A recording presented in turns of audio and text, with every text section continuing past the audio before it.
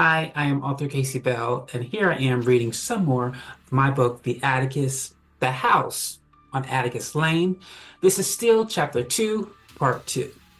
They all follow Jerica upstairs into a bedroom, into the closet. They follow her down into the pathway. It leads to a smaller room. Jerica says, "See, isn't this cool? Wow, it's like a little hiding place," says Jacques. "There are probably a whole bunch of door traps and hiding places in this house. Maybe we can find them," says Jerica. "I want to go home." "Okay, we're not bringing Cora the next time we come," says Jerica. "You want to come back here?" asks Ronald. "Yeah, it's pretty cool. Maybe in the daytime next time. That way there'll be sunlight." Cora responds, "Well, I definitely won't be coming back." "Well, you won't be invited to come back," says Jerica. "This room is really cool. I can't believe they left all this stuff here," says Jacques. "Maybe whoever came to clean out this place didn't realize that this room was here," says Jerica. "Well, now that we've seen it, take a picture and let's go home," says Cora. "We can't, we're stuck here," says Jerica. "We'll probably have to spend the night." "How are they going to find us?" asks Cora. "I am sure once we don't come home, Albert won't be able to keep to himself where we are," says Jerica. "They'll come and get us and everything will be all right." "For you, maybe," says Cora. "My parents are going to kill me. Can we at least get out of this little room?" They decide to leave the room in favor of Cora. As they do, Jax walks into a case and knocks it over. When it opens, something falls out of Jax, decides to see what it is. As he looks, he realizes that there are skeletons. He jumps back and screams. The other three walk over to the case to see what he is yelling about. "Oh my gosh," says Cora, "do you see what those are? We definitely have to leave now." "They probably belong to the slaves," says Jacques. Ronald adds, "Or the girl that they raped and killed." "Maybe they belong to the parents they killed," says Jerica. "I don't care who they belong to. Let's go now," says Cora. They follow Jerica out of the room. Before they get to the living room, they hear a knock on the wall. "Did you guys hear that?" asks Ronald. Cora says, "Ronnie, if that was you playing around, I'm going to strangle you." "I swear it wasn't me." The knocking occurs again. "We have to get out of here," says Jacques. They continue to follow Jerica out of the pathway. As they walk, the knocking seems closer and louder. The louder it gets, the faster they run. Cora begins to scream, "Let me out of here!" Jerica and Ronald tell her to stop screaming, but it doesn't help. They finally get to the door that will lead them to the living room, and it will open. They pound and push the door, trying to get it open. As they push, the knocking gets closer to them. They each push and push and push the door until finally it opens, and they rush out of the pathway. Once they are in the living room, the knocking sound stops, and Cora cries, "When are we getting out of this place?" "Cora, things wouldn't seem so bad, but you're making things worse by panicking," says Jerica. "But what do you want me to do? We're stuck in a haunted house with ghosts and everything." They leave the living room area and go back into the kitchen. Jack says, "Okay, we need to find an exit. There is no way that I'm spending the night. Does anybody have any plans?" "We could see if there's another exit," says Ronald, "like a back door. Or maybe the basement," says Jerica. "Sometimes the basement has an exit or even a window." "I am not going in the basement," says Cora. "It's probably filled with corpses and ghosts and other scary things." Jax continues, "Well, we need to find another way out of here." They walk together in the different rooms, seeing if there is another way out of the house. As they do, they hear the whispering again. They talk to each other about the whispering. Not sure what it is, they decide to stay together to find where it's coming from.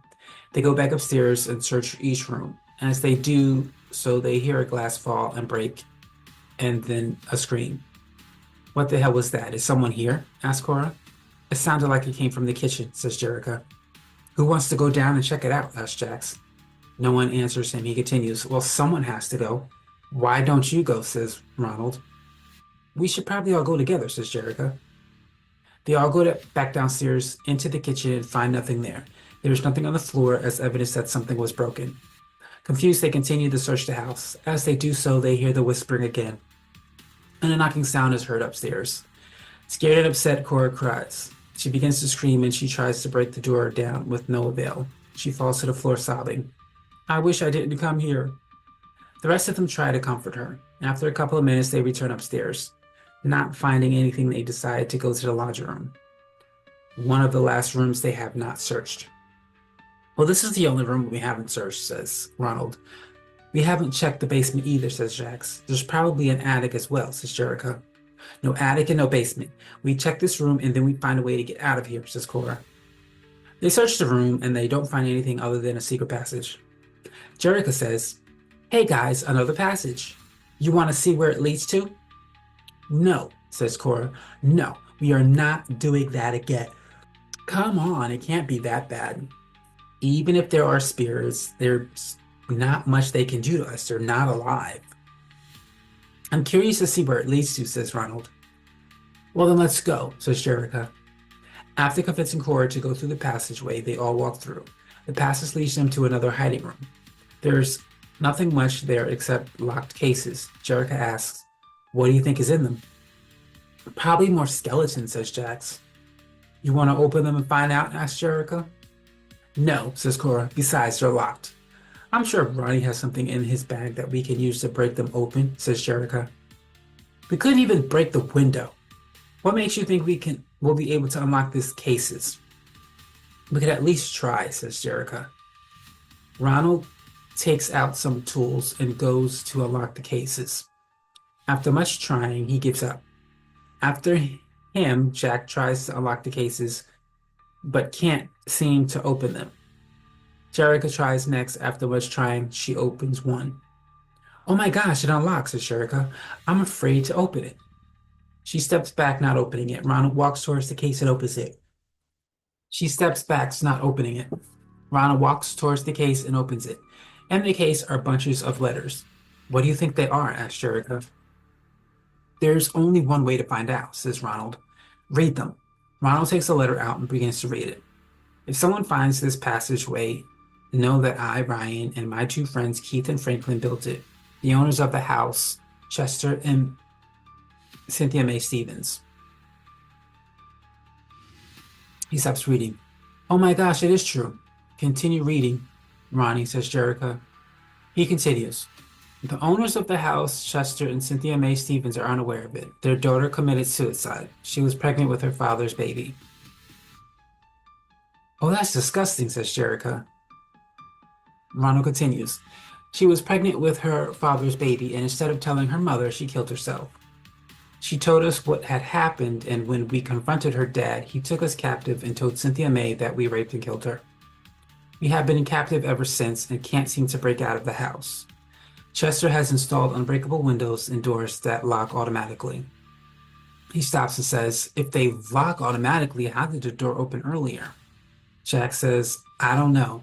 Keep reading." He continues. "If you should open this, you'll find some letters. These are the letters Sarah wrote to her mother to let her know about the baby, but never had the courage to give it to her. This is the evidence you need to set us free.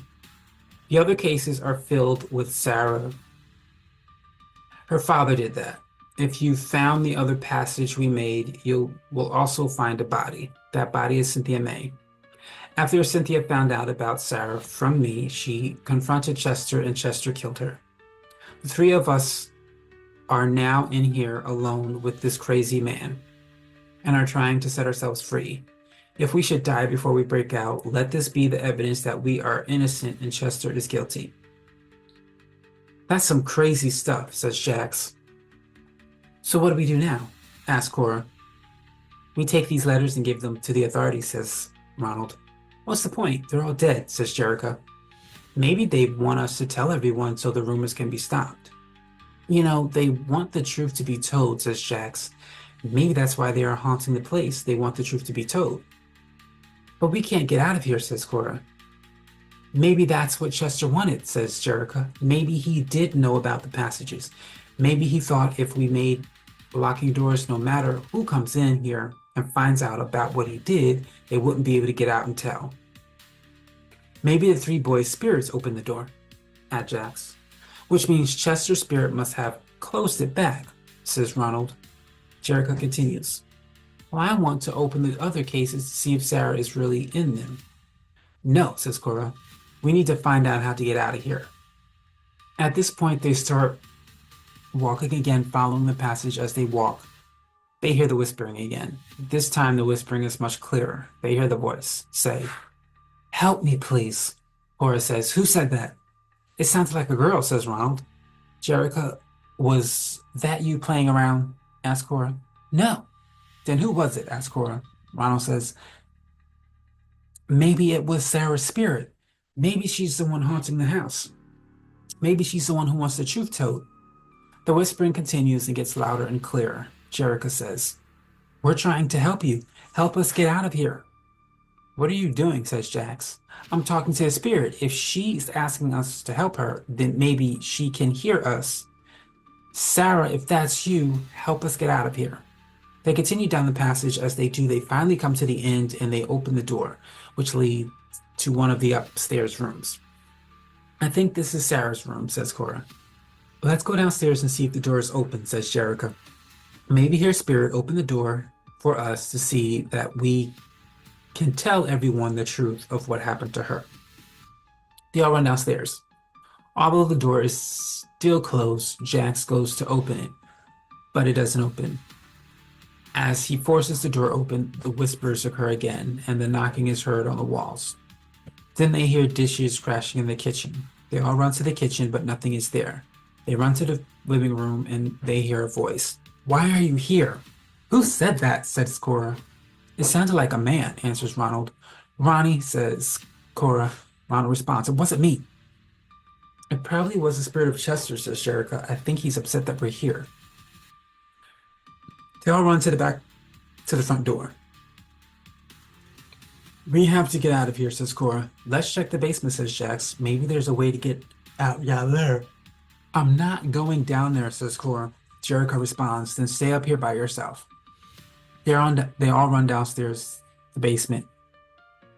They all run towards the basement. Cora responds, "Guys, wait for me." They run downstairs in the basement. When they get inside, they search for a door and window they can exit. As they search, they hear the girl's voice again. Jerica responds by talking to the voice. Ronald responds to Jerica, "I can't believe you're talking to nothing." "I'm not talking to nothing. I'm talking to Sarah's spirit. She needs our help."